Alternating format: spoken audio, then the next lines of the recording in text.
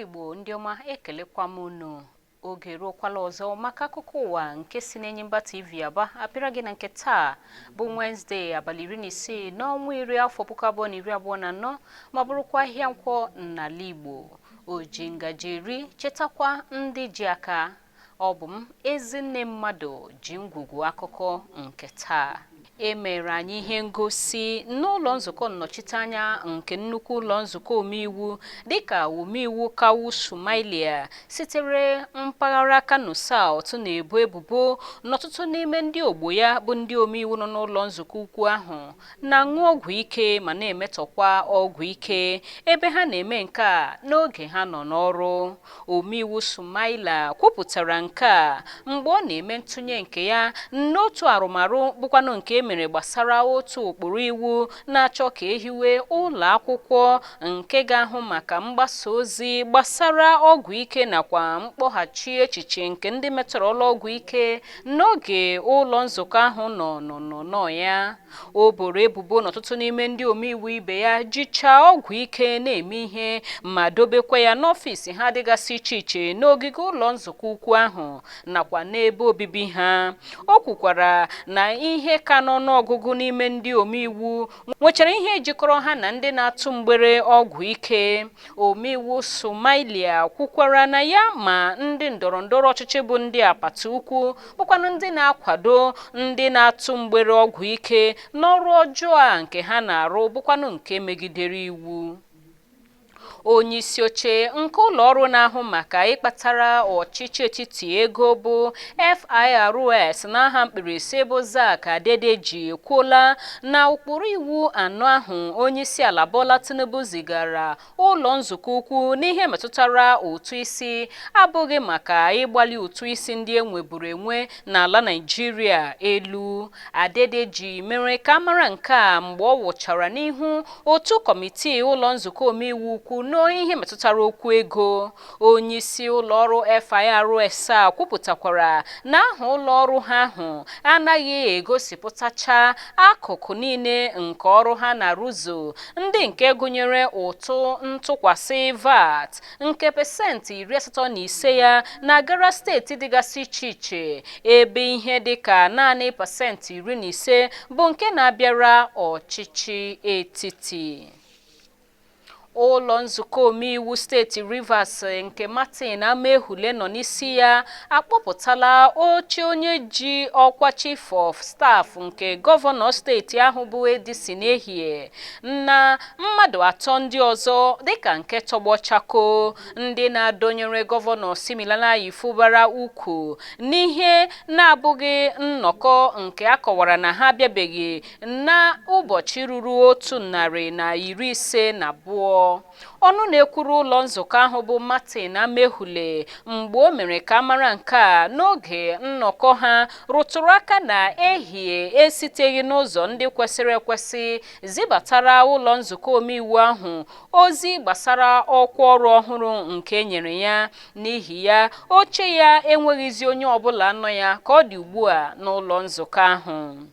Gbasara Victor Okojombo nakwa mmadụ abụọ ndị ọzọ, ụlọ nzukọ ahụ na mbịanye nkwenye dị iche iche nke ha mere kpọpụtara oche ndị a dịka nke gbara Chakoo n'ime 152 zuru ezu na-enweghị onye ọbụla n'ime ha nke gwara ụlọ nzukọ ahụ na ha agaghị na-abịa nnọkọ nakwa nke metụtara ịdị iwu nke akwụkwọ iwu ala anyị afọ 1999.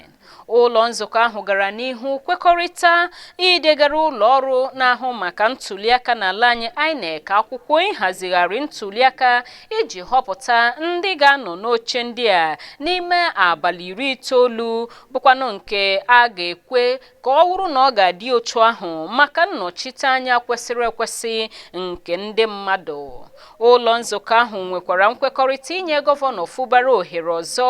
iji chegharịa n'ihu ha usoro usoro mkpata na mmefu nke afọ abụpuku abụọ na iri abụọ na anọ bụkwanụ nke ha kọwara na ụlọikpe mkpegharị kagbuchara ụkpụrụ $800 nke o cheburu n'ihu ụlọ nzukọ aka na-abụ nke edisi n'ehie nọrọ n'isi ya n'oge ahụ. Ụlọ nzukọ Omeiwu steeti Rivers nke Victor Okojombo nọ n'isi ya ka na-emesikwa ya ike na oche nke Martin Amehule nakwa ndị omeiwu mmadụ 24 ndị ọzọ ka bụkwa nke na-enweghị onye nọ ya ma gbaa Chakoo dịka ha siri n'otu pati People's Democratic Party PDP mmafete n'otu pati All Progressive Congress APC. Ụlọ nzukọ nke Victor Okojombo bụ onye isi ya nnerubere gọvanọ Siminalayi Fubara isi kwuru na oche ndị a enwebeghị onye nọ na ha bụkwanụ nke akọwara na ha bụcha ndị nke sitere na otu aka ahụ bụrụ nke gbara Chakoo ebe ọ dị mkpa ugbu a ma kwesị ekwesị na ndị mmadụ kwesịkwara ịnọchi ya site na ntụliaka mgbakwunye nke ụlọ ọrụ na-ahụ maka ntụliaka kwesịrị ịhazi kamgbe. Ụlọ nzukọ ahụ nke kwupụtara nke a n'ozi nke ọnụ na-ekwuru ya bụ ụlọ nzukọ bụ Victor Okojombo zipụrụ bụ nke ọ kọwara dịka emere ka amata nke a na isi obodo steeti Rivers bụ Port Harcourt ebe ọ na-ekwupụta na ndị omeiwu ndị ahụ ndị akpọpụtara oche ha dịka nke tọgbọrọ n'efu n'abalị 13 nke ọnwa Disemba afọ gara aga site n'aka onye kwuchitere ọnụ nke ụlọ nzukọ ahụ n'oge ahụ bụ Edison Ehie ma kwarịrị ihe kpatara na ụlọ ọrụ na-ahụ maka ntụliaka nọ na-eme anya ụra kamgbe ahụ n'ịhazi ntụliaka mgbakwunye iji dochie oche ndị ahụ. O kwuru na ọdịda ụlọ ọrụ INEC dara ime ihe dara ha n'ubu emeela ka enwee ohere ugbu a maka ihe ndọpụ iche ndị nke sitere n'aka Amehule na ndị otu ya ma kpọkuo ụlọ ọrụ nhazi ntụliaka ka ha bilie ma rụọra steeti ahụ nakwa ndị bi na ya ọrụ nke ha kwesịrị ịrụ. Otu kansụl jikọrọ ndị ntaakụkọ NUJ na steeti Enugu akatọọla n'olu dara ụda mwakpo nke ndị ọrụ nke ụlọ ọrụ na-ahụ maka nrụrụ aka ego nakwa agwa ndị yiri ya EFCC ngalaba ya nke steeti Enugu wakporo otu ụlọ ọrụ mgbasa ozi igwe redio na steeti ahụ. A ga-echeta na ndị ọrụ ụlọ ọrụ EFCC nọrọ n'abalị 14 nke ọnwa Ọktoba afọ anyị nọ na ya wakpo otu ụlọ ọrụ redio si otu ahụ kwụsasịa mgbasa ozi n'ikuku nke nọrọ na-aga n'ihu n'oge ahụ ma nwụrụ otu onye ọrụ mgbasa ozi aha ya bụ Favour Eko dịka ọkụkọ pụọ n'ike. Ndị ọrụ nke ụlọ ọrụ redio ahụ ka amanyere ịnọdụ ala n'ala nkịtị n'oge mwakpo ahụ ebe a kọwara na ụfọdụ ngwaọrụ ndị ụlọ ọrụ a ji na-arụ ọrụ bụcha nke emebisiri ma laa n'iyi n'oge mwakpo ahụ.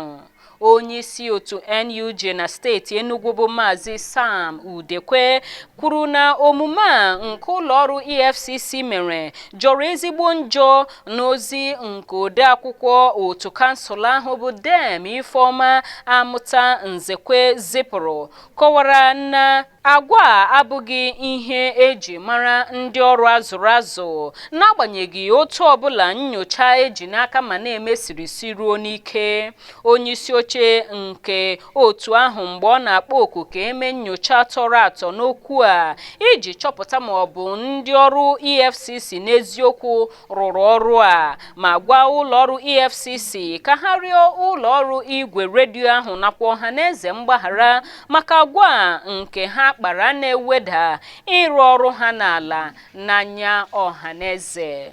Ọ ka bụkwa n'oge akụkọ ụwa n'Enyimba TV ka akụkọ ndị a si na-abịara gị. Akụkọ ndị ọzọ m ji n'aka ga-abịara gị ngwa ngwa m lọtaghachiri n'ọsọ ike maka na onwe m na-alọtaghachi. Ndewo.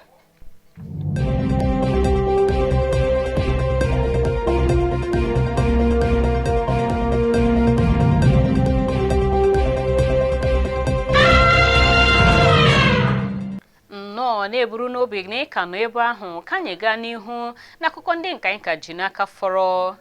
N'akụkọ akụnụba, ndị na-atụ mgbere ahịa mmanụ patrol ekwuola na ogo mmanụ patrol nke ụlọ ọrụ nshipụta mmanụ Dangote na-eshipụta ugbu a agaghị na-ezuru ndị Naịjirịa gbaa gburugburu ala anyị. N'ihi nke a, ndị na-azụ ahịa mmanụ patrol ka ga na-esi mba ofesi atụbata mmanụ iji nyere nke ụlọ ọrụ Dangote na-eshipụta nke dị n'ogbe Lekki aka ịrụ ọrụ nke ọma. Ha na-esonyere otu jikọrọ ndị ahịa bụ TUC na-akpọ oku ka ụlọ ọrụ nshipụta mmanụ Dangote welitekwu aka na mmepụta mmanụ patrol, dịka ụfọdụ ndị na-ebo ebubo na ihe ụlọ ọrụ ahụ na-eshi ka ọ dị ugbu a bụ nde lita mmanụ 10 kwa ụbọchị, na-abụghị nde lita 25 nke mmanụ patrol kwa ụbọchị, bụkwanụ nke ha kwere nkwa tupu ha amalite na ha ga na-esi kwa ụbọchị. N'akụkọ egwuregwu, mba Rwanda enwetala mmeri nke mbụ ha n'otu D nke ịma aka ntozu oke maka iko AFCON n'afọ 2025 dịka ha si n'azụ merie ndị mba Benin Republic n'iji ọkpụ goolu 2-0 were merie ha ụnyaahụ bụ Tuesday. Mmeri a enyela mba Rwanda akara 5 dịka ha na-agba ndị nke atọ n'ogo, ebe mba Benin ka na-agbakwa ndị nke abụọ n'akara 6 nke ha ji n'aka. Otu egwu bọọlụ Super Eagles ka nọkwa n'elu dịka ha ji akara 7 n'agbanyeghị na ịma aka nke gara dị n'etiti ha na mba Libya n'ụbọchị ịma aka nke anọ ha, dịka mba Libya ka nọkwa ndị do n'ala n'ihe gbasara inweta akara. Ka ọ dị otu CAF amapụla ọkwa na-akagbuola ịma aka gara dị n'etiti mba Libya nakwa mba Naịjirịa, ebe ọ kọwara na mkpebi ahụ bụkwanụ nke were dịka ndị otu egwu bọọlụ Super Eagles jụwara isi na ha agaghị aga n'ihu n'ịsọmpi ahụ nke gara dị n'etiti ha na mba Libya n'ihi otu mba Libya siri kpasị ha agwa site na ndị isi ha ichegharị ihu ụgbọelu ha gawa ọdụ ụgbọelu ọzọ, nke mere ka o jiri ihe dịka awa 10 were dola ha azụ na nhazi na nkwadebe maka ịma aka ahụ. Ugbu a ka anyị gaa n'akụkọ anyị bụ isi. Ihe ọmụmụ nchọnchọ nke otu na-ahụ maka ịdị ọcha mmiri akpọrọ Washington ekpugheela na pasentị 73 nke ndị bi na steeti Abia na-aṅụ mmiri na-adịghị ọcha nke nwekwara nje E. coli na-esi na nsị apụta, ebe pasentị 2 nke ndị mmadụ ka na-aga mkposi n'ezi. Ihe nyocha ahụ nke otu Washington mere na mgbakọ aka ha na ụlọ ọrụ ministri na-ahụ maka ihe ndị si na mmiri nakwa nyocha ụfọdụ n'ogo etiti nakwa nnukwu ụlọ ọrụ na-ahụ maka mgbakọ na mwepụ na nkwado nke otu UNICEF, ụlọ ọba ego ukwu mba ụwa, otu ahụike mba ụwa nakwa ndị mgbakọ aka maka mmepe ndị ọzọ, ebe arụtụrụ aka na ihe ize ndụ ndị jọgburu onwe ha na njọ ka dị n'iji mmiri ndị emetọrọ emetọ na-eme ihe. N'oge ọgbakọ ndị ntaakụkọ na steeti Enugu n'ụbọchị mba ụwa maka ịkwụ aka nke otu UNICEF haziri, onye ọkachamara mmiri nakwa ịdị ọcha nke otu UNICEF bụ Rebecca Gabriel gosipụtara nchegbu n'ihi mgbasa nke mmiri jọrọ njọ nke na-adịghị ọcha, bụkwanụ nke ndị mmadụ na-eji eme ihe, bụkwanụ nke ọ na-akọwapụta na a na-ahụta mmetụta ndị nke ọ na-enwe n'ebe ọ metụtara ahụike ọhaneze. Nwaanyị ahụ mesiri ya ike na iji ncha na mmiri na-agbapụ agbapụ na-akwụ aka dị oke mkpa n'oge niile iji gbochie ọtụtụ nje nke na-esi na mmiri na-akpagharị. Ọ bụ n'akụkọ anyị a ka anyị na-achịsa ọwa n'akụkọ ụwa nke taa, na-ekele gị n'ụzọ pụrụ iche maka ị na-ebe ahụ gee ntị, na-asịkwa gị ganye aka n'ihe onyonyo anyị Enyimba TV maka ịma mgbe ọzọ anyị ga-ewetara gị akụkọ ụwa. Tutu ruo mgbe ahụ, abụ m Ezinne Mmadụ na-asị gị kachi bọnụ.